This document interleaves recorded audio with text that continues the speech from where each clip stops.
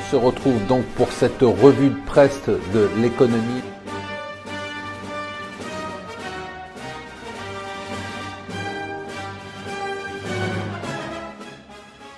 Bonjour et bienvenue sur Mon Financier pour le Morning Zapping. Nous sommes le lundi 11 juin. Ça chauffe, hein. Alors on commence avec le Financial Times, avec Trump qui a snobé le G7. Donc le G7 c'était déjà très mal passé. On a quand même accouché d'un communiqué commun.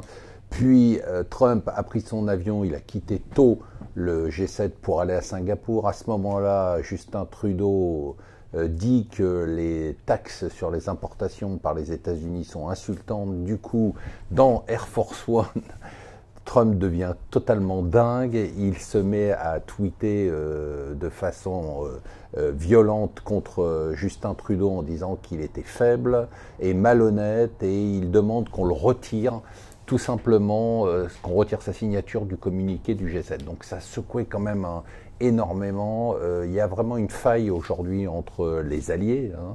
Et alors, devinez qui profite de ça? Eh bien, c'est la Chine et la Russie qui jouent l'entente cordiale, nous disent les Échos, qui se serrent la main à un sommet qui avait lieu ce week-end à Shanghai. Voilà, on s'adore. Nous et la Chine se gaussent ce matin et se moquent des dissensions gravissimes au sein du G7.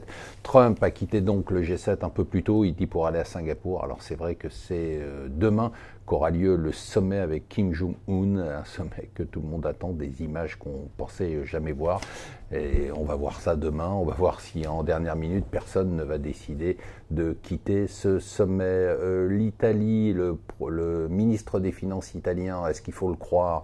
Il a fait une petite déclaration en disant que l'Italie se maintiendrait bien évidemment dans l'euro et dans la zone euro. Cocorico, c'est la France qui revient dans la course de l'attractivité.